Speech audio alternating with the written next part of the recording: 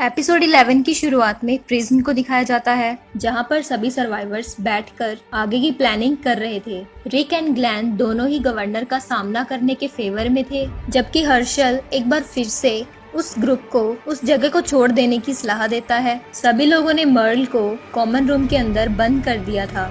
Merle भी उन लोगों की बात सुन रहा था। मर्ल उन लोगों को बताता है कि गवर्नर के पास बहुत सारी गन्स हैं और बहुत सारे आदमी हैं। रिक का ग्रुप गवर्नर का मुकाबला नहीं कर पाएगा। रिक फ्रस्ट्रेट होकर वहाँ से जाने लगता है। तब हर्षल रिक को रोकता है और उसे कहता है कि वो उस ग्रुप का लीडर है और उसे अब फैसला लेना ही होगा। रिक प्रिजन के अंदर से बाहर मौजूद वॉकर्स को देख रहा था। तब कार्ल आकर उसे ज्वाइन करता है। कार्ल रिक की हालत को देख चुका था। कार्ल रिक को सजेस्ट करता है कि उसे अब लीडरशिप छोड़कर ये जिम्मेदारी हर्षल या डैल को दे देनी चाहिए। वुडबेरी में गवर्नर मिल्टन को वुडबेरी में 13 साल से ऊपर के लोगों की लिस्ट बनाने के लिए कहता है। मिल्टन लिस्ट बनाकर बताता है 13 इयर्स से ऊपर वुडबेरी में टोटल 35 लोग मौजूद हैं। एंड्रिया गवर्नर की आगे की बात सुनकर गवर्नर के पास जाती है और उससे प्रिजन पर अटैक करने के बारे में क्वेश्चंस पूछती है। गवर्नर एंड्रिया को बताता है कि वो वहाँ पर गया था, लेकिन रिक के ग्रुप ने उसके ऊपर पहले हमला किया था।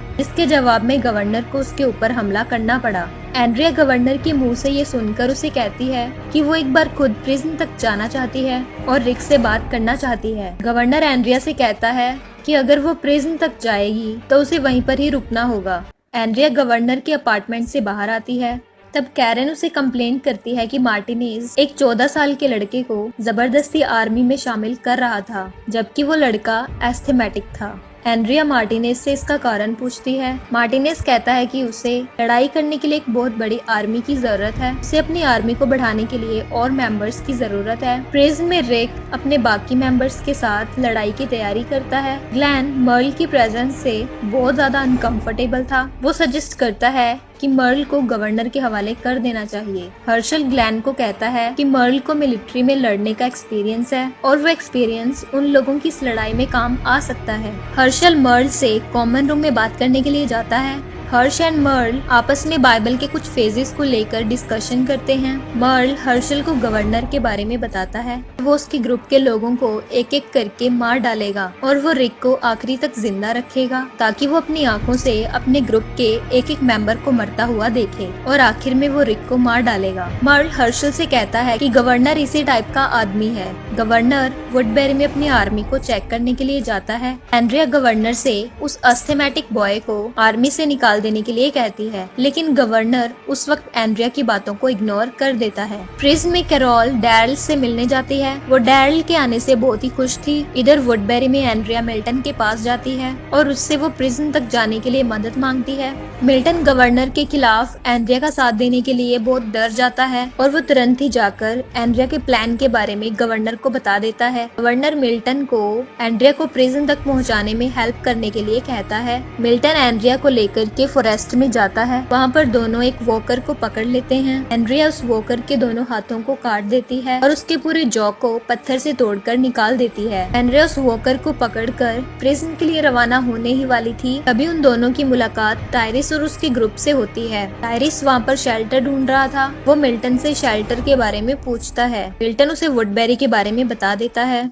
और टायरिस का पूरा ग्रुप मिल्टन के साथ वुडबेरी की ओर चला जाता है। इधर एंड्रिया उस वॉकर को लेकर जंगल के रास्ते से प्रिजन की ओर चल देती है। प्रिजन में मर्ल मिशोन से बात करने की कोशिश करता है। मिशोन चुपचाप बैठकर मर्ल को स्टेयर करती है। प्रिजन में कार्ल अपने बाइनोक्यूलर से एंड्रिया को उस वॉकर के साथ आते हुए देख लेता है। वो रिक को इस बारे में इन्फॉर्म करता है। रिक बाहर आकर एंड्रिया को पकड़ लेता है और उसकी तलाशी लेता है। रिक एंड्रिया को प्रिजन के अंदर लेकर आता है। रिक और एंड्रिया आपस में उस हमले के बारे में बात करते हैं जो कि गवर्नर ने इन लोगों के ऊपर किया था। एंड्रिया को रिक के मुंह से ये सुनकर आश्चर्य होता है। हर्षल एंड्रिया को बताता है कि उसे ऐसा लगता है कि गवर्नर यहाँ पर लड़ाई करना चाहता था और वो सुलह के मूड में नहीं था। एंड्रिया की वहीं पर मिशोन से मुलाकात होती है। एंड्रिया सोचती है कि मिशोन ने वहाँ के लोगों को गवर्नर के बारे में भड़काया था। वो मिशोन से इस बारे में बात करती है, पर मिशोन एंड्रिया को बताती है कि गवर्नर ने उसके वुडबेरी से निकलने के बाद मर्ल को उसे मारने के लिए उसके पीछे भेजा था और मिशोन गवर्नर से बदला लेने के लिए वापस वुडबेरी गई थी। वुडबेरी में गवर्नर मिल्टन के साथ आए हुए टायरिस के लोगों से मिलता है। टायरिस और गवर्नर की आपस में बात होती है। तब गवर्नर को पता चलता है कि टायरिस का ग्रुप प्रिजन से भाग कर आया था और वो प्रिजन के बारे में काफी कुछ जानता था। गवर्नर बैन और एलन से प्रिजन का मैप बनाने के लिए कहता है। प्रिजन में एंड्रिया जब जुडिथ को खिला रही थी तब कैरोल उसके पास आती है। कैरोल एंड्रिया को सजेस्ट करती है कि वो एक बहुत ही ब्यूटीफुल नाइट गवर्नर के साथ बिताए। जब गवर्नर सारी दुनिया से बेखबर होकर सो जाए तब एंड्रिया नींद में ही उसे मारकर इन सब चीजों का अंत कर सकती थी। रिक एंड्रिया को वापस वुडबेरी तक जाने के लिए एक गाड़ी, एक गन और एक नाइफ दे देता है और उसे अपना ध्यान रखने के लिए कहता है। एंड्रिया वुडबेरी में वापस पहुंचती है और वो गवर्नर के पास जाकर उसे बता देती है कि वो प्रिजन में जाकर अपने दोस्तों से मिली है। गवर्नर को आश्चर्य होता है कि रिक ने एंड्रिया को वापस आने दिया था। एंड्रिया गवर्नर को बताती है कि वो उसे चाहने लगी थी और वो इसी के कारण वापस वुडबेरी में लौट कर आई है। इधर प्रिजन में बैथ सभी को खामोश देखकर एक बहुत ही प्यारा गाना गाने लग जाती है। रिक हर्शल और डैरल को बताता है कि वो अगले दिन मिशॉन एंड कार्ल को लेकर और एमिनेशन की खोज में जाने वाला है। रिक डैरल को कहता है कि वो मर्ल के ऊपर नजर रखे। इधर वुडबेरी में एंड्रिया गवर्नर की बाजू में लेटी हुई थी। गवर्नर की गहरी नींद में सोने के बाद एंड्रिया उठती है और वो अपना चाकू निकालकर धीरे धीरे गवर्नर की ओर बढ़ती है, लेकिन वो गवर्नर को मार नहीं पाती और वो वहाँ से खिड़की की ओर आकर खिड़की से बाहर देखने लग जाती है। एपिसोड 12 की शुरुआत में रिक, मिशॉन एंड कार्ल को दिखाया जाता है। वे तीनों ही खाली रोड से ड्राइव करते हुए आगे जा रहे थे।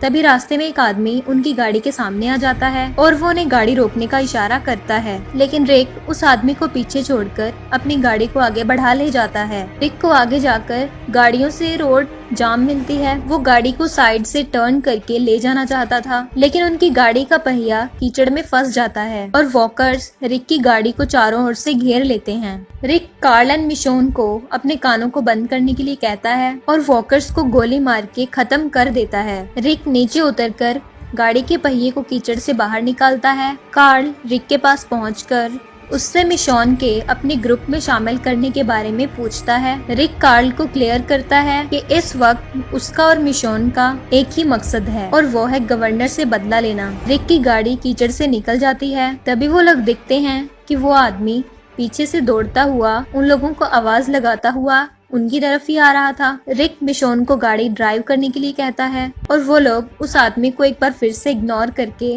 आगे बढ़ जाते हैं। रिक एम्यूनेशन की खोज में जॉर्जिया के अपने पुराने पुलिस स्टेशन में पहुंचता है, लेकिन रिक को वहां पर कोई भी वेपन नहीं मिलता। वो पूरा पुलिस स्टेशन एम्यूनेशन से खाली था। तब रिक प्लान करता है कि उन लोगों को टाउन के स्टोर में जाना चाहिए जहां के मालिकों को वो जानता था और उसने उनकी गन्स के लाइसेंस को साइन भी किया था। रिक, मिशॉन एंड कार्ल स्ट्रीट तक पहुँच जाते हैं। वो देखते हैं कि पूरा स्ट्रीट ट्रैप से भरा हुआ था और वहाँ पर मौजूद एक तार में एक वॉकर फंसा हुआ था। तभी एक बिल्डिंग की छत से एक मास्क पहना हुआ आदमी इन लोगों के ऊपर गोलियां चलाने लग जाता है। रिक कार्ल एंड मिशोन को एक और छिपने के लिए कहता है और बदले में वो उस आदमी की ओर गोली चलाने लग जाता है। मिशोन तुरंत ही पीछे का रास्ता लेकर पर उस आदमी तक पहुंचती है, लेकिन मिशोन के पहुंचने से पहले ही वो आदमी स्ट्रीट में आ चुका था। वो आदमी लगातार रिक के ऊपर गोलियां चलाता जाता है। तभी कार्ल बीच में आकर उसके ऊपर गोली चला देता है और वो आदमी वहीं पर ही गिर जाता है। रिक उस आदमी को चेक करता है, वो अभी भी जिंदा था। रिक उसका मास्क हटाकर देखता है और वो उसे देखकर हैरान रह जाता है क्योंकि वो मॉर्गन था। रिक मिशॉन की हेल्प से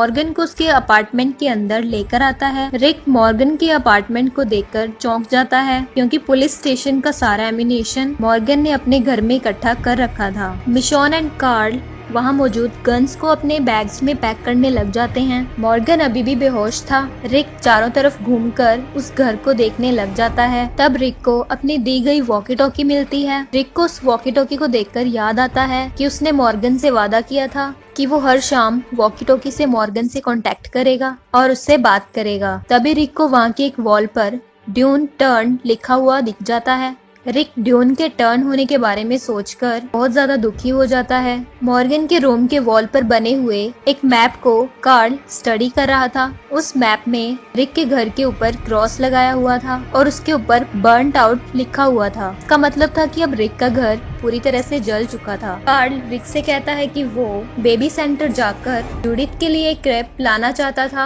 रिक कार्ल को क्रेप लाने की परमिशन दे देता है, लेकिन वो मिशोन को कार्ल के साथ जाने के लिए कहता है। कार्ल को मिशोन का अपने साथ आना बिल्कुल भी पसंद नहीं आता। कार्ल मिशोन को चकमा देकर एक और जाना चाहता था, लेकिन मिशोन उसे जाता हुआ देख लेती है और उसके पीछे हो जाती है। मिशोन देखती है कि कार्ल बेबी सेंटर को पीछे छोड़कर आगे की ओर बढ़ता जा रहा था। मिशोन कार्ल से इस बारे में बात करती है। कार्ल तब तक एक कैफे के सामने पहुंच चुका था। वो कैफे के अंदर एंटर करने की कोशिश करता है, लेकिन मिशोन उस वक्त कार्ल को रोक देती है। कार्ल और मिशोन देखते हैं कि वो कैफे वॉकर्स से भरा हुआ था। मिशोन और कार्ल बाहर मौजूद रैट ट्रैप को उस कैफे के अंदर फेंक देते हैं। वॉकर्स रैट ट्रैप की ओर मूव कर जाते हैं। तब धीरे से मिशोन और कार्ल उस कैफे के अंदर चले जाते हैं। कार्ल कैफे के अंदर जाकर वहाँ पर टंगी हुई अपनी एक फैमिली पिक्चर को निकालता है। तभी एक वॉकर उसके ऊपर हमला कर देता है और मिशोन उस वॉकर को मार डालती है।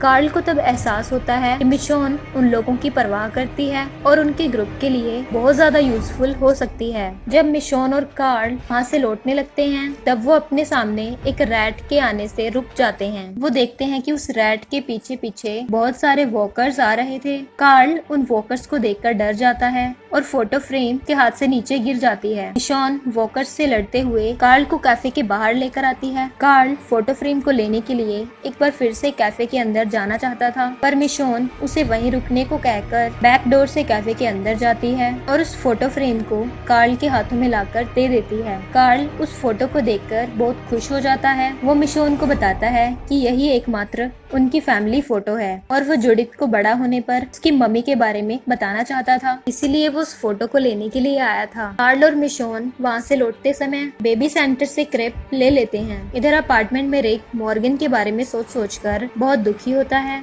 और मन ही मन वो उसके लिए सॉरी फील करता है। तभी मॉर्गन की बेहोशी टूटती है। वो अपने पलंग के नीचे छिपाया गया चाकू निकालकर रिक के ऊपर हमला कर देता है। मॉर्गन उस वक्त रिक को नहीं पहचानता। रिक उसे अपनी याद दिलाने की बहुत कोशिश करता है। मॉर्गन के चाकू के हमले से रिक घायल हो जाता है। रिक मॉर्गन को अपने से दूर करता है। तब मॉर्गन एक कोने में बैठकर रिक से विनती करता है कि रिक उसे मार डाले। रिक वॉकी टॉकी को दिखाकर मॉर्गन को अपनी याद दिलाने की कोशिश करता है। मॉर्गन को रिक की याद आ जाती है। मॉर्गन रिक को बताता है कि वो पहले तो वॉकी टॉकी को यूज करना नहीं जानता था और जब उसने वॉकी टॉकी को यूज करना शुरू किया तब से उसे रिक की कोई भी खबर नहीं मिली। रिक मॉर्गन को बताता है कि उसे उसकी वाइफ एंड बेटा मिल गया था और वो एक ग्रुप के साथ था और वो अपने ग्रुप को इन वॉकर्स से बचाता हुआ जगह जगह घूम रहा था। मॉर्गन रिक को बताता है कि रिक ने जो राइफल मॉर्गन को दी थी, मॉर्गन ने उससे अपनी रीएनिमेट हुई वाइफ को मारने की कोशिश की थी, लेकिन वो अपनी वाइफ को मार नहीं पाया था। मॉर्गन रिक को आगे बताता है एक दिन उसने देखा